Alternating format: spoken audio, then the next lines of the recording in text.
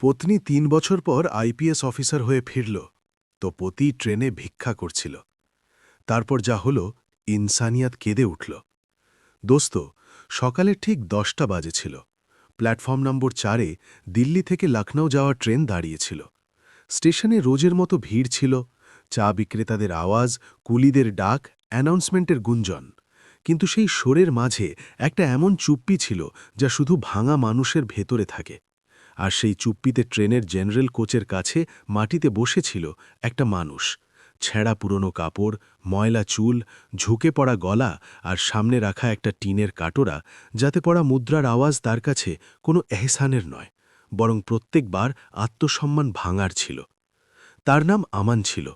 সেই আমান যে কখনোই স্টেশন থেকে মাথা উঁচু করে হেঁটে যেত, যার জুতোয় ধুলো নয়, স্বপ্নের চমক থাকত। কিন্তু আজ সে প্রত্যেক আসা যাওয়া নজর থেকে বাঁচতে মাটির দিকে তাকিয়েছিল। মনে হচ্ছিল যেন সেখানে কোনো উত্তর লেখা আছে, যে তার জীবন এখানে পর্যন্ত কিভাবে এসেছে। সেই প্ল্যাটফর্মের অন্য প্রান্তে একটা আলাদা হলচল ছিল। খাকি বর্দিতে দাঁড়ানো পুলিশের জওয়ান, মিডিয়ার ক্যামেরা, আর তাদের মাঝে দ্রুত পায়ে হাঁটছে একটা মহিলা অফিসার। কাঁধে ৩ তারা, চোখে অনুশাসন, মুখে সেই কঠোরতা যা বছরের ট্রেনিং মানুষের রক্তে মিশিয়ে দেয়। আইপিএস বৈষ্ণবী সিং। ৩ বছর আগে সেই বৈষ্ণবী এই শহর থেকে ভাঙা অবস্থায় চলে গিয়েছিল। চোখে অপমান আর হৃদয়ে ইজ্জত, যে আর কখনো কারো সামনে দুর্বল হবে না। ৩ বছরের মেহনত, দুঃখ, একাকিত্ব আর আগুনের পর আজ সে বর্দি পরে ফিরেছে। ট্রেনে উঠতে যাচ্ছিল যে হঠাৎ তার নজর নিচে মাটিতে বসা সেই মানুষের ওপর পড়ল। মুখ স্পষ্ট দেখা যাচ্ছিল না, কিন্তু কিছু ছিল, কিছু এমন যা তার পা থামিয়ে দিল। হৃদয় বিনা জিজ্ঞাসায় বলল, একবার দেখো। সে থেমে গেল।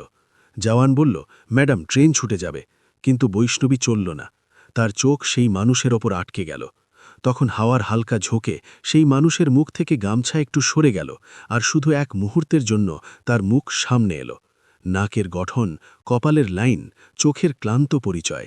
বৈষ্ণবীর শ্বাস আটকে গেল, হৃদয় জোরে ধড়কে উঠল। এমন হতে পারে না যে ৩ বছর আগে তার স্বপ্নের মজাক উড়িয়েছিল, যে তাকে বাড়ি থেকে বার করে দিয়েছিল, যে বলেছিল তুই কিছু করতে পারবি না, সে আজ এখানে ভিক্ষা করছে। বৈষ্ণবী এগিয়ে গেল। প্রত্যেক পায়ে তার বর্দি, তার রুদবা সব পিছনে ছুটে যাচ্ছিল। সামনে এখন শুধু তার অতীত ছিল। সে ভারী আওয়াজে জিজ্ঞাসা করল, নাম? আমান শুধু মাথা তুলল না, শুধু এটুকু বলল, যা দাও ম্যাডাম। আর সেই আওয়াজ বৈষ্ণবীকে ভেতর পর্যন্ত ভেঙে দিল। সে ঝুঁকল। ৩ বছর পর প্রথমবার সে তার মুখ পুরো দেখল, আর খুব ধীরে বলল, আমান। সেই মুহূর্তে আমানের হাত থেকে কাটোরা ছুটে গেল। মুদ্রার আওয়াজ প্ল্যাটফর্মে নয়, বরং দুজনের হৃদয়ে গুঞ্জিত হল। আমান ধীরে ধীরে মাথা তুলল। সামনে দাঁড়ানো খাকি বর্দি, আর তারপর মুখ দেখল। চোখ ফাঁকা হয়ে গেল, ঠোঁট কাঁপল। সে বৈষ্ণবী, ভিক্ষা করা পতি আর আইপিএস হওয়া পত্নী মুখোমুখি দাঁড়িয়েছিল। স্টেশন চলতে থাকল, লোক আসা যাওয়া করতে থাকল, কিন্তু তাদের জন্য সময় সেখানেই থেমে গেল। কারণ এখন যা হতে যাচ্ছিল সেটা শুধু মিলন নয়, বরং হিসাব ছিল দুঃখের, অহংকারের আর ইনসানিয়াতের শেষ পরীক্ষার। কাটোরা মাটিতে পড়ে গিয়েছিল, মুদ্রা ছড়িয়ে পড়েছিল, আর আমন এখনও সেইভাবেই বসেছিল, যেন কোনো অপরাধী আদালতে দাঁড়িয়ে আছে। মাথা ঝুঁকানো, চোখ তুলে সাহস নেই, কারণ সামনে দাঁড়ানো বৈষ্ণবী শুধু একটা আইপিএস অফিসার নয়, সে তার সবচেয়ে বড় হার ছিল। তার জীবনের সেই আয়না ছিল, যাতে আজ তাকে তার সবচেয়ে কুরূপ মুখ দেখা যাচ্ছিল। বৈষ্ণবী কিছু মুহূর্ত পর্যন্ত তাকে দেখতে থাকল। সেই মানুষকে নয়, সেই মানুষকে যে কখনো তার পতি ছিল, যে তার হাত থেকে বই ছিনিয়ে নিয়েছিল, যে বলেছিল যে মেয়েদের স্বপ্ন বাড়ির 4 দেওয়ালের বাইরে হয় না, যে প্রত্যেক দিন তাকে তানা দিয়েছিল যখন সে দেরি রাত পর্যন্ত পড়ত। আর আজ সেই মানুষ তার সামনে ছেঁড়া কাপড়ে বসেছিল। ভিক্ষার কাটোরার সাথে বৈষ্ণবীর ভেতরে কিছু ভাঙতে চাইছিল, কিন্তু বর্দি তাকে বেঁধে রেখেছিল। সে তার মুখে সেই কঠোর ভাব বজায় রেখে বলল, এখানে কেন বসে আছো? আমন ঠোঁট নাড়ল, শব্দ বেরোল না, যেন ৩ বছরে তার আওয়াজও তার থেকে ছিনিয়ে নেওয়া হয়েছে। চারপাশের লোক থামতে শুরু করল। কেউ চিনতে লাগল যে সামনে কোনো বড় অফিসার আছে, কেউ ক্যামেরা বার করতে যাচ্ছিল। তখন বৈষ্ণবী একটা কঠোর নজর দিল, আর ভিড় নিজে থেকে পিছিয়ে গেল। সেই ইশারায় জওয়ানদের দূরে থাকতে বলল, কারণ এই মামলা এখন সরকারি নয়, ব্যক্তিগত ছিল। আমন ধীরে ধীরে মাথা তুলল। চোখে লজ্জা, ভয় আর একটা অদ্ভুত রাহাতও ছিল। যেন কোনো অপরাধীকে অবশেষে তার বিচারকের সামনে দাঁড়ানোর সুযোগ মিলেছে। তুমি এখানে কিভাবে? তার আওয়াজ কাঁপছিল। বৈষ্ণবী ভাব না বদলে বলল, ৩ বছর আগে তুমিও এই প্রশ্ন আমাকে করেছিল, মনে আছে? সেই মুহূর্ত যেন হাওয়ায় জমে গেল। আমনের চোখের সামনে সেই রাত ঘুরে গেল, যখন সে বৈষ্ণবীর ব্যাগ দরজার বাইরে ছুঁড়ে দিয়েছিল, যখন সে বলেছিল, যদি এত অফিসারি হওয়ার শখ থাকে তো বেরিয়ে যা, এই বাড়িতে তোর জন্যে জায়গা নেই। আর বৈষ্ণবী আজও তা মনে করছে। শব্দ শব্দ, দুঃখ দুঃখ, আমনের আওয়াজ ভেঙে গেল। আমাকে জানা ছিল না যে অবস্থা এখানে পর্যন্ত নিয়ে আসবে। বৈষ্ণবী প্রথমবার গভীর শ্বাস নিল। অবস্থা নয়, আমন, সিদ্ধান্ত এখানে পর্যন্ত নিয়ে আসে। ট্রেনের হর্ন বাজল, সময় এগিয়ে যাচ্ছিল, কিন্তু এই কথোপকথন এখন কোনো ট্রেনের সাথে বাধা ছিল না। বৈষ্ণবীর মনে সেই ৩ বছর ঘুরছিল। পিজির ছোট ঘরে পড়তে পড়তে অস্ত্র, রাত ভর জেগে সংবিধানের পাতা রপ্ত করতে, একাকিত্ব, সেই দিন যখন জ্বরে পরীক্ষা দিয়েছে, আর সেই দিন যখন রেজাল্ট এলো আর কাউকে ফোন করার জন্যে তার হাত কাঁপল, কারণ যে মানুষকে সে সবচেয়ে প্রথম বলতে চাইছিল সেই মানুষ তাকে ছেড়ে দিয়েছে। আর আজ সেই মানুষ তার সামনে বসেছিল। ভাঙা খালি আমন কাঠোরায় ছড়ানো মুদ্রা তুলতে চাইল, কিন্তু বৈষ্ণবী তার হাত ধরে নিল। প্রথমবার ৩ বছর পর তার হাত, সেই হাত যে কখনো বিশ্বাসের ছিল, আর আজ লজ্জার। আমন শিহরিত হল, যেন তাকে বিদ্যুতের ঝটকা লেগেছে। এসব তুলনা, বৈষ্ণবী ধীরে কিন্তু কঠোর স্বরে বলল, এখন না। আমনের চোখ থেকে অস্ত্র পড়ল, বিনা আওয়াজে, বিনা হেঁচকিতে, সোজা মাটিতে সে বলল, আমাকে মাফ করো, যদি মাফির যোগ্য হই। আর এটাই সেই মুহূর্ত যেখানে গল্প সোজা থাকবে না, কারণ বৈষ্ণবীর ভেতরে দুটো মহিলা দাঁড়িয়েছিল। একটা সে, যাকে ইনসাফ চাই, আর দ্বিতীয়টা সে, যাকে ইনসানিয়াত এখনও টেনে নিচ্ছে। সে হাত ছেড়ে দিল, সোজা দাঁড়ালো, বর্দি সামলালো, আর বলল, ওঠো এখান থেকে। না। আমন চমকে গেল। মানে? বৈষ্ণবী তার চোখে তাকিয়ে বলল, মানে এটা যে হিসেব এখন খোলা জায়গায় হবে না, আর সিদ্ধান্ত এখন না। ট্রেন আবার হর্ন দিতে লাগল। জওয়ান কাছে এলো। বৈষ্ণবী তাদের ইশারা করল যে সেই মানুষকে সাথে নিয়ে আসা হোক। স্টেশনে কানাফুসি শুরু হয়ে গেল। কি এই আইপিএস ম্যাডাম? কাকে নিয়ে যাচ্ছে? কিন্তু কাউকে জানা ছিল না যে এই যাত্রা এখন স্টেশন থেকে অনেক ভেতর পর্যন্ত যাবে। কারণ এখন প্রশ্ন এটা নয় যে আমন ভিক্ষা কেন করছিল, প্রশ্ন এটা যে বৈষ্ণবী তার অতীতকে সাজা দেবে না দ্বিতীয় সুযোগ। স্টেশন থেকে বাইরে বেরোতেই ঠান্ডা হাওয়া মুখে ধাক্কা খেল, কিন্তু আমনকে ঠান্ডা লাগছিল না।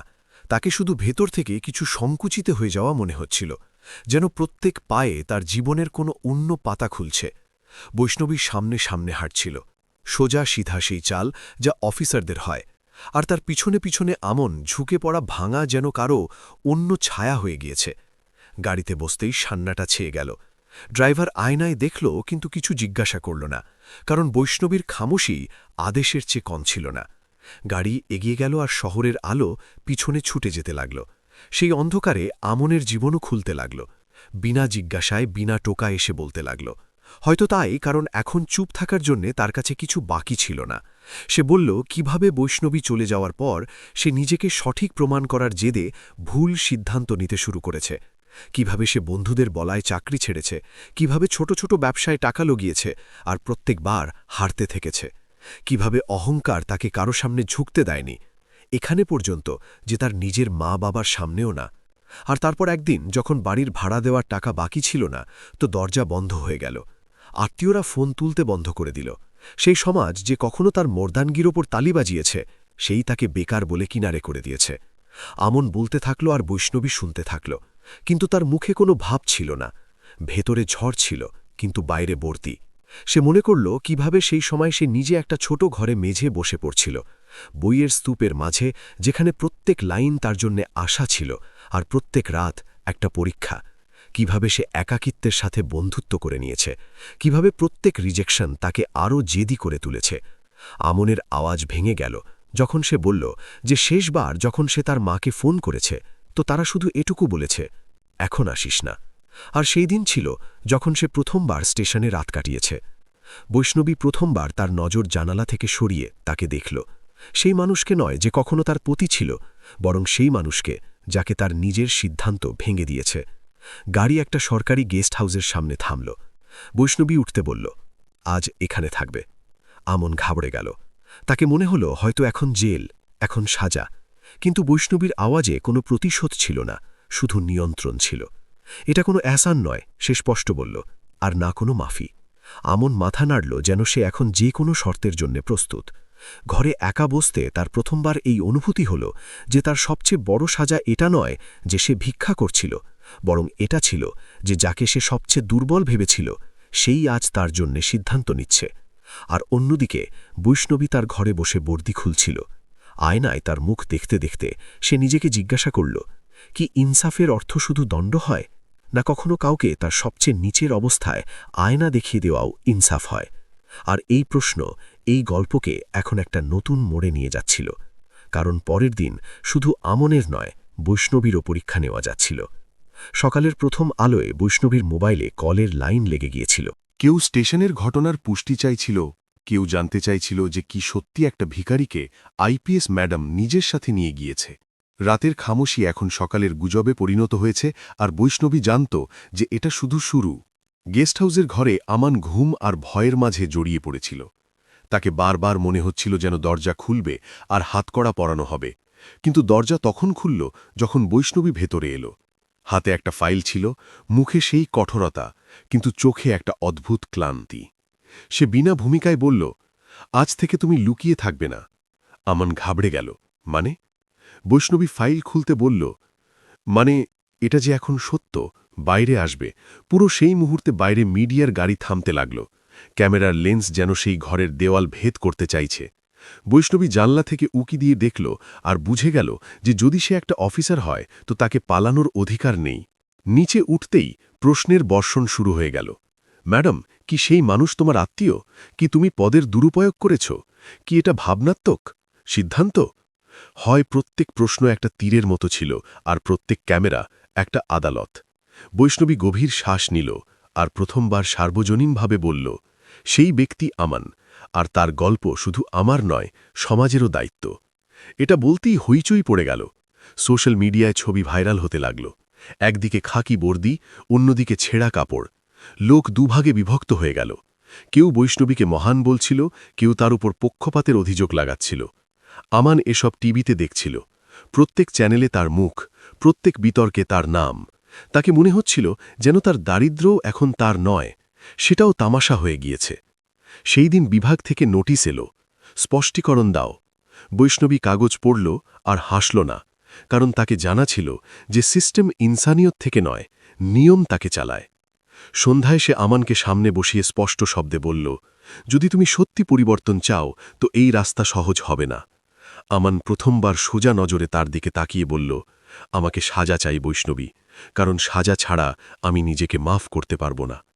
এটা শুনে বৈষ্ণবী চুপ হয়ে গেল, কারণ এটাই সেই উত্তর যা থেকে সে ভয় পাচ্ছিল। সে সিদ্ধান্ত শুনিয়ে দিল, কাল তুমি আমার সাথে কোর্ট যাবে। আমান স্তব্ধ হয়ে গেল। তাকে মনে হয়েছিল হয়তো সাহায্য, হয়তো নূতন সুযোগ, কিন্তু বৈষ্ণবী আরও বলল, কোর্টে না, সামনে যাতে প্রত্যেক সেই মহিলা দেখতে পায় যাকে কখনো স্বপ্নের কারণে ভাঙা হয়েছে। বাইরে রাত গভীর হতে লাগল। মিডিয়া এখনও দাঁড়িয়েছিল, কিন্তু বৈষ্ণবী জানত যে আসল লড়াই ক্যামেরা থেকে নয়, নিজের থেকে। কারণ কাল যা হতে যাচ্ছিল সেটা কোনো পতির নয়, কোনো পত্নীর নয়, বরং ইনসাফ আর ইনসানিয়তের মাঝে সোজা টক্কর হতে যাচ্ছিল। পরের সকালে আকাশ সাফ ছিল, কিন্তু মাহৌল ভারী। যেন শহরকে আগে থেকে জানা ছিল যে আজ কোনো আনুষ্ঠানিক শুনানি নয়, বরং জমিরের পেশি হতে যাচ্ছে। কোর্ট পরিসরের বাইরে মিডিয়ার ভিড়, পুলিশের ব্যারিকেডিং আর সাধারণ লোকের কানাফুসি। প্রত্যেকে জানতে চাইছিল যে সেই ভিখারি কে, আর আইপিএস বৈষ্ণবী সিং তাকে কেন নিজের সাথে নিয়ে এসেছে। আমান গাড়ি থেকে উঠল তো তার পায়ে কম্পন ছিল। ছেঁড়া কাপড় এখন বদলে গিয়েছে, কিন্তু আত্মা এখনও নগ্ন ছিল। বৈষ্ণবী তার সাথে হাঁটছিল, কিন্তু তাদের মাঝে কোনো সম্পর্ক নেই, শুধু দূরত্ব ছিল। সেই দূরত্ব যা সিদ্ধান্ত থেকে তৈরি হয়। কোর্টরুমে যেই যা এল, সান্নাটা ছেয়ে গেল, আর বৈষ্ণবী বিনা কোনো বিশেষ অনুরোধে বলল যে সে এই মামলায় কোনো ব্যক্তিগত রাহত চায় না, শুধু সত্য রেকর্ড হওয়া চাই। এটা শুনে আমানের চোখ ভরে এলো, কারণ সে প্রথমবার বুঝল যে বৈষ্ণবী তাকে বাঁচাতে নয়, আয়না দেখাতে নিয়ে এসেছে। জজের ইশারায় আমানকে বলার সুযোগ মিলল, সে দাঁড়াল, আওয়াজ কাঁপছিল, কিন্তু শব্দ স্পষ্ট ছিল। সে বলল যে কিভাবে সে একটা মহিলার স্বপ্নকে তার দুর্বলতা ভেবেছে, কিভাবে সে তার অহংকারকে পুরুষত্বের নাম দিয়েছে, কিভাবে সে সমাজের তালিতে তার পত্নীর মেহনতকে চাপা দিয়েছে, আর কিভাবে সেই অহংকার তাকে এখানে পর্যন্ত পৌঁছে দিয়েছে যে আজ সে কারো সাথে চোখ মিলাতে যোগ্য বাকি নেই। কোর্টরুমে বসা অনেক লোক চুপচাপ মাথা ঝুঁকিয়ে শুনছিল। কিছু মহিলার চোখে অশ্রু ছিল, কারণ আমানের গল্প কোনো একটা মানুষের নয়, সেটা সেই হাজারো বাড়ির গল্প যেখানে স্বপ্ন জন্মানোর আগেই মারা হয়। আমান শেষে বলল, আমি কোনো মাফির আশা রাখি না, আমি শুধু চাই যে আমার পড়া কারো অন্যের উঠার কারণ হয়ে উঠুক। এটা বলতেই কোর্টরুমে সান্নাটা আর গভীর হয়ে গেল। জাজ কার্যধারা স্থগিত করল, কিন্তু সমাজের আদালত চালু হয়ে গিয়েছে। বাইরে বেরোতেই মিডিয়া বৈষ্ণবীকে ঘিরে ফেলল। ম্যাডাম, কি তুমি তোমার পতিকে সাজা দিয়েছ? বৈষ্ণবী প্রথমবার ক্যামেরার দিকে সোজা তাকিয়ে বলল, না, সে নিজেকে সাজা শুনিয়েছে। এই বাক্য ভাইরাল হয়ে গেল, কিন্তু আমান জানত যে আসল সাজা এখন শুরু হবে, নিজেকে আবার মানুষ প্রমাণ করার। সেই সন্ধ্যায় বৈষ্ণবী আরেকটা সিদ্ধান্ত নিল। সে আমানকে বলল যে সে তাকে কোনো পদ, কোনো সাহারা বা কোনো নাম দিতে পারবে না। যদি তাকে উঠতে হয় তো নিজের দমে উঠতে হবে। আমান মাথা নাড়ল, হয়তো প্রথমবার বিনা ভয়ে, কারণ এখন তার কাছে হারানোর কিছু ছিল না। আর বৈষ্ণবী তার ঘরে একা বসে দেরি পর্যন্ত ভাবতে থাকল যে কি ইনসাফের সবচেয়ে কঠিন রূপ এটাই হয়, কাউকে পড়িয়ে নয়, বরং তাকে পড়া ছেড়ে এগিয়ে যাওয়া। আর এই প্রশ্ন এখন এই গল্পকে তার শেষ মোড়ের দিকে নিয়ে যাচ্ছিল। শহরের সকাল এখন আমানের জন্য নতুন ছিল না। ফারাক শুধু এটুকু যে আগে সে সকাল থেকে ভয় পেত, আর এখন তার সাথে লড়াই করার প্রস্তুতি করত। কোর্টের পর বৈষ্ণবী তার থেকে কোনো প্রতিশ্রুতি করেনি, কোনো সাহারা দেয়নি, শুধু এইটুকু বলেছে যে যদি জিন্দা থাকতে হয় তো ভিক্ষা থেকে না, মেহনতে। আর সেই শব্দ আমানের জন্য আদেশ নয়, বরং শেষ রশি হয়ে গিয়েছে। সে গেস্ট হাউস থেকে বেরিয়ে সোজা শ্রমিকের আড্ডায় গেল, যেখানে কেউ তার নাম জিজ্ঞাসা করে না, শুধু শক্তি দেখা হয়। প্রথম দিন তাকে পাথর বইতে হয়েছে, হাত ছিলে গেল, পিঠ ভেঙে গেল, কিন্তু যখন সন্ধ্যায় তাকে প্রথমবার মেহনতের উপার্জন মিলল, তো সেই নোটের উষ্ণতা তাকে কোনো সম্মানের মতো লাগল। ওদিকে বৈষ্ণবীর জন্য অবস্থা আর কঠিন হয়ে যাচ্ছিল। বিভাগীয় তদন্ত বসে গিয়েছে। প্রশ্ন উঠছে যে কি সে তার পদের ব্যবহার ব্যক্তিগত মামলায় করেছে। ফাইল খুলছে, বায়ান রেকর্ড হচ্ছে, কিন্তু বৈষ্ণবী প্রত্যেক প্রশ্নের উত্তর বিনা ঝুঁকে দিচ্ছিল, কারণ তার কাছে বাঁচাও নয়, সত্য ছিল। মিডিয়া এখনও পিছনে ছিল, কিন্তু তার সুর বদলে যাচ্ছিল। এখন খবর জিজ্ঞাসা করছিল যে কি একটা মানুষকে পড়ার পর উঠার অধিকার নেই। আমানের দিন মেহনতে আর রাত দুঃখে কাটতে লাগল। অনেকবার লোক তাকে চিনে নেয়, তানা মারে, বলে, অরে তু তো সেই যে আইপিএস ম্যাডামের সাথে ছিল। সে চুপ থাকে, কারণ তাকে জানা ছিল যে উত্তর দেওয়ার অধিকার সে আগেই হারিয়েছে। কিন্তু প্রত্যেক সকালে সে আবার ওঠে, কারণ এখন থামার অনুমতি তার কাছে ছিল না। বৈষ্ণবী কখনো কখনো দূর থেকে তার খবর নেয়, বিনা সামনে এসে, বিনা সাহারা হয়ে, কারণ সে জানত যে যদি সে আবার তার শক্তি হয়ে যায় তো আমান কখনো নিজের পায়ে দাঁড়াতে পারবে না। একদিন নির্মাণস্থলে একটা দুর্ঘটনা ঘটল। একটা শ্রমিক আহত হল। লোক চারদিকে ছুটতে লাগল, কিন্তু আমান এগিয়ে গেল, তার ছেঁড়া হাতে তাকে তুলল, হাসপাতাল পৌঁছে দিল, আর প্রথমবার কেউ তাকে ভালো মানুষ বলল। সেই শব্দ তার কাছে কোনো পুরস্কারের চেয়ে কম ছিল না। সেই সন্ধ্যায় বিভাগ বৈষ্ণবীকে ক্লিন চিট দিল। বলা হলো যে সে নিয়মের ভেতরে থেকে কাজ করেছে। বৈষ্ণবী রাহতের শ্বাস নিল, কারণ তার আসল পরীক্ষা এখনও বাকি ছিল, সমাজের সামনে, নিজের সামনে, আর আমানের সামনে। শহরে ধীরে ধীরে এই চর্চা ছড়াতে লাগল যে পড়া মানুষও যদি ইমানদারির সাথে উঠতে চায় তো তাকে সুযোগ মিলতে চায়। আর আমানকে প্রথমবার অনুভূতি হল যে হয়তো তার গল্প শুধু লজ্জার নয়, সবকেরও হতে পারে। কিন্তু এখনও শেষ অধ্যায় বাকি ছিল, কারণ বৈষ্ণবী আর আমান দুজনকেই এখন মুখোমুখি শেষবার দাঁড়াতে হবে, বিনা রাগে, বিনা অহংকারে, শুধু সত্যের সাথে। সন্ধ্যার সময় ছিল, সেই সন্ধ্যা যা দিন আর রাতের মাঝে দাঁড়িয়ে মানুষকে জিজ্ঞাসা করে যে সে দিনভর কি শিখেছে। শহরের আলো ধীরে ধীরে জ্বলছিল, আর সেই আলোয় আমান একটা ছোট চায়ের দোকানের সামনে বসেছিল। হাতে মাটির কুলহর, শরীর ক্লান্ত, কিন্তু চোখে প্রথমবার হার ছিল না। অনেক মাসের মেহনত তার মুখ থেকে ভিখারির পরিচয় তো মোছেনি, কিন্তু মানুষের পরিচয় অবশ্যই ফিরিয়ে দিয়েছে। সেই সময় রাস্তার ওপারে একটা সরকারি গাড়ি এসে থামল। ড্রাইভার উঠল, দরজা খুলল, আর বৈষ্ণবী নিচে উঠল। সাদা খাকি বর্দিতে, বিনা কোনো তামঝামে, বিনা মিডিয়ার, যেন আজ সে আইপিএস নয়, শুধু একটা মানুষ হয়ে এসেছে। আমান তাকে দেখল তো উঠে দাঁড়াল। তার পা নিজে থেকে পিছিয়ে গেল, ভয় থেকে না, সম্মান থেকে। কারণ এখন সে জানত যে সমতা চোখ থেকে না, কাবিলিয়াত থেকে হয়। বৈষ্ণবী সামনে দাঁড়িয়ে কিছু মুহূর্ত তাকে দেখল, সেই মুখ যে কখনো তাকে ভেঙেছে, আর সেই মুখ যে এখন নিজেকে জোড়া শুরু করেছে। কেমন আছো? সে জিজ্ঞাসা করল। কোনো অফিসারই স্বর না, কোনো প্রশ্নের তিক্ততা না, শুধু মানুষের আওয়াজ। আমান মাথা ঝুঁকিয়ে বলল, জিন্দা আছি, আর হয়তো এখন ঠিক করে। বৈষ্ণবী হালকা শ্বাস নিল। দুজনের মাঝে সান্নাটা ছিল, কিন্তু সেই সান্নাটা ভার নয়, সেই সান্নাটা সেই কথার ছিল যা বলার পরেও অসম্পূর্ণ থেকে যায়। আমান নিজেই বলা শুরু করল, বলল যে এখন সে রোজ কাজ করে, ইমানদারির সাথে, কম টাকায়ও। সে বলল যে এখন সে কারো থেকে চোখ চুরায় না, কারণ এখন তার কাছে লুকানোর কিছু নেই। সে এটাও বলল যে সে মাফি চায় না, কারণ কিছু ক্ষত এমন হয় যার মাফি শব্দে না, দূরত্বে হয়। বৈষ্ণবী চুপচাপ শুনতে থাকল, কারণ এটাই সেই আমান যাকে সে কখনো দেখতে চাইছিল, দুর্বল না, পরিবর্তিত। সে বলল, আমি তোমার জন্য কিছু নিয়ে আসিনি। আমান হাসল, আমাকে জানা আছে। বৈষ্ণবী আরও বলল, আমি শুধু এটা দেখতে এসেছিলাম যে আমার সিদ্ধান্ত ঠিক ছিল না না। আমান প্রথমবার তার চোখে তাকালো, বিনা ভয়ে, বিনা লজ্জায়, আর বলল, যদি আপনি সেই দিন আমাকে বাঁচিয়ে নিতেন তো আমি আজ জিন্দা হতাম না, শুধু শ্বাস নিচ্ছিলাম। এটা শুনে বৈষ্ণবীর চোখ নম হয়ে গেল, কিন্তু অশ্রু পড়ল না, কারণ কিছু সত্য রোনার জন্যে না, স্বীকার করার জন্যে হয়। সে বলল, আমি তোমাকে মাফ করিনি। আমান মাথা নাড়ল, আমার আশাও ছিল না। বৈষ্ণবী আরও বলল, কিন্তু আমি নিজেকে মাফ করে দিয়েছি। আর এটাই সেই বাক্য যেখানে এই গল্প তার আসল অন্তে পৌঁছেছে, কারণ এই গল্প পতিপত্নীর নয়, এই গল্প সেই মহিলার যে তার স্বপ্নকে বাঁচিয়েছে, আর সেই মানুষের যে তার ভুলকে চিনেছে। বৈষ্ণবী যাওয়ার জন্যে ঘুরল। আমান পিছন থেকে বলল, যদি কখনো আবার। রুকে গেল। বৈষ্ণবী পিছনে ঘুরে দেখল। আমান পূরণ করল, যদি কখনো কোনো অন্য মহিলাকে তার স্বপ্নের জন্য লড়াই করতে না হয় তো তাকে থামিও না। বৈষ্ণবী উত্তর দিল না, শুধু মাথা নাড়ল। গাড়ি এগিয়ে গেল, রাস্তা খালি হয়ে গেল। কিন্তু সেই সন্ধ্যায় দুটো মানুষ তার তার ভাগের ভার মাটিতে রেখে দিয়েছে। আমান আবার চায়ের দোকানে বসল, কিন্তু এখন কাটোরা ছিল না, কুলহার ছিল। আর বৈষ্ণবী গাড়িতে বসে আয়না থেকে বাইরে দেখতে থাকল।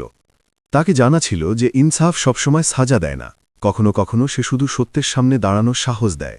আর এটাই গল্পের সত্য ছিল যে কোনো মানুষ একটা ভুল হয় না, কিন্তু প্রত্যেক মানুষকে তার ভুলের পুরো মূল্য দিতে হয়। আর যখন সেই মূল্য ইমানদারির সাথে দেওয়া হয়, তখন হয়তো সমাজ একটু ভালো হয়ে যায়, আর অন্তে এটাই বাঁচে ইনসানিয়াত। দোস্ত, এই গল্পের অন্ত কোনো সিদ্ধান্তের ঘোষণা নয়, না কোনো জিতের তালি আছে। এই অন্ত সেই খামোশির যা মানুষ তার ভেতরে তখন অনুভব করে যখন সে সত্যের সাথে চোখ মেলায়। এই গল্প আমাদের এটা শেখায় না যে কে ঠিক ছিল আর কে ভুল, বরং এটা দেখায় যে ঠিক আর ভুলের মাঝে দাঁড়িয়ে মানুষ হওয়া কত কঠিন হয়। বৈষ্ণবী আর আমানের গল্প আসলে দুটো রাস্তার গল্প। একটা রাস্তা যা স্বপ্নকে বাঁচানোর জন্য একা চলা শেখায়, আর দ্বিতীয়টা যা ভুলের পুরো মূল্য দিয়ে নিজেকে আবার মানুষ বানানো শেখায়। যখন বৈষ্ণবী সেই স্টেশনে দাঁড়িয়েছিল বর্দিতে, শক্তি আর রুতবার সাথে, আর সামনে আমান মাটিতে বসেছিল ভাঙা, তখন সেই মুহূর্ত শুধু একটা মিলন নয়, জীবনের আয়না ছিল, যাতে দুজনেই নিজেকে দেখেছে। বৈষ্ণবী সেই মহিলাকে দেখেছে যাকে কখনো দুর্বল ভাবা হয়েছে, আর আমান সেই মানুষকে দেখেছে যাকে তার অহংকার এখানে পর্যন্ত নিয়ে এসেছে।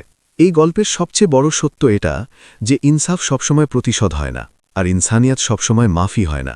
কখনো কখনো ইনসাফের অর্থ হয় কাউকে তার সবচেয়ে নিচের সত্যের সামনে দাঁড় করিয়ে দেওয়া, আর ইনসানিয়াতের অর্থ হয় তাকে উঠানোর দায়িত্ব নিজের উপর না নেওয়া। বৈষ্ণবী আমানকে সাহারা দেয়নি, কারণ সে জানত যে সাহারা যদি ভুল সময়ে মিলে যায় তো সেটা বৈশাখী হয়ে যায়, আর বৈশাখীতে চলা মানুষ কখনো নিজের পায়ে দাঁড়াতে পারে না। সে তাকে ছেড়েছে ভিড়ের মাঝে, প্রশ্নের মাঝে, সমাজের আদালতের সামনে, যাতে সে নিজে স্থির করে যে সে ভেঙে ছড়িয়ে পড়বে না, জুড়ে দাঁড়াবে। আমানের যাত্রা আমাদের বলে যে সবচেয়ে বড় সাজা জেলের সালাখ নয়, বরং সেই আত্মগ্লানি যা মানুষকে প্রত্যেক সকালে আয়না দেখতে ভয় দেখায়। সে ভিক্ষার কাটোরা থেকে মেহনতের নোট পর্যন্ত যাত্রা করেছে, আর সেই যাত্রায় সে জেনেছে যে সম্মান কোনো পদ দেয় না, সেটা রোজের ইমানদার চেষ্টা থেকে মেলে। যখন লোক তাকে চিনে তানা মারত, তখন তার চুপ থাকা কাপুরুষতা নয়, সেটা স্বীকার ছিল। স্বীকার যে সে ভুল করেছে, আর স্বীকার যে এখন তাকে বলার না, পরিবর্তনের অধিকার আছে। আর বৈষ্ণবী তার সংগ্রাম শুধু অফিসার হওয়ার নয়, বরং নিজেকে মাফ করার ছিল। সে সেই দিন স্টেশনে আমানকে দেখে যে দুঃখ অনুভব করেছে, সেটা প্রতিশোধে পরিণত হতে পারত, কিন্তু সে তাকে ইনসাফে পরিণত করেছে।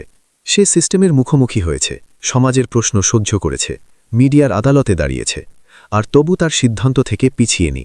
কারণ সে জানত যে যদি সে তার অতীতকে বাত চূর্ণ করে দিয়েছে বা উঠিয়ে নিয়েছে, তো সে নিজে কখনো মুক্ত হতে পারবে না। সে সবচেয়ে কঠিন রাস্তা বেছে নিয়েছে, দূরত্বের রাস্তা। এই গল্প সেই মহিলাদের আওয়াজ যাদের বলা হয় যে স্বপ্ন দেখা জেদ, আর সেই পুরুষদের সতর্কতা যারা তার অহংকারকে শক্তি ভেবে নেয়। এই গল্প বলে যে তালি প্রায়ই ভুল হাতে বাজে, আর সত্যিকারের পরিবর্তন সরে না, খামোশিতে হয়। আমান যখন চায়ের দোকানে বসেছিল কুলহার হাতে নিয়ে, আর বৈষ্ণবী বিনা বর্দিতে তার সামনে দাঁড়িয়েছিল, তখন কোনো বড় সংলাপ হয়নি, কারণ কিছু সম্পর্কের অন্ত শব্দে না, বোঝায় হয়। দোস্ত, জিন্দিগি প্রত্যেককে একটা সুযোগ দেয়, কাউকে উঠার, কাউকে ছাড়ার, আর কাউকে নিজেকে মাফ করার। প্রশ্ন এটা নয় যে আমরা পড়ি কেন, প্রশ্ন এটা যে পড়ার পর আমরা কিভাবে দাঁড়াই। কি আমরা আমাদের অহংকারকে বাঁচাই বা আমাদের ইনসানিয়াতকে? কি আমরা কাউকে তার ভুলের সাজা দিয়ে সন্তুষ্ট হয়ে যাই বা তাকে তার ভুলের আয়না দেখিয়ে এগিয়ে যাই? এই গল্পের অন্ত কোনো নতুন সম্পর্কের শুরু নয়, বরং দুটো আলাদা জিন্দিগির তার রাস্তায় ফিরে যাওয়ার সত্য। আমান তার শ্রমের রাস্তায়, যেখানে প্রত্যেক দিন তাকে নিজেকে প্রমাণ করতে হবে। বৈষ্ণবী তার ফর্জের রাস্তায়, যেখানে প্রত্যেক দিন তাকে মানুষ হয়ে থাকতে হবে। আর হয়তো এটাই সবচেয়ে সত্য অন্ত, যেখানে কেউ সাথে চলে না কিন্তু কেউ ভাঙে না। তো দোস্ত, যখন পরের বার তুমি কোনো পড়া মানুষকে দেখো বা কোনো উঠা স্বপ্নের মজা কুড়াও, তো এই গল্পকে মনে রাখো। মনে রাখো যে ইনসাফের অর্থ সবসময় সাজা হয় না, আর ইনসানিয়াতের অর্থ সবসময় সাহারা হয় না। কখনো কখনো সবচেয়ে বড় ইনসাফ হয় সত্যের সামনে দাঁড়ানো দেওয়া, আর সবচেয়ে বড় ইনসানিয়াত হয় কাউকে নিজেকে বানানোর সুযোগ দেওয়া। এটাই ছিল আজকের গল্প, একটা আয়না, একটা প্রশ্ন, আর একটা সত্যতা।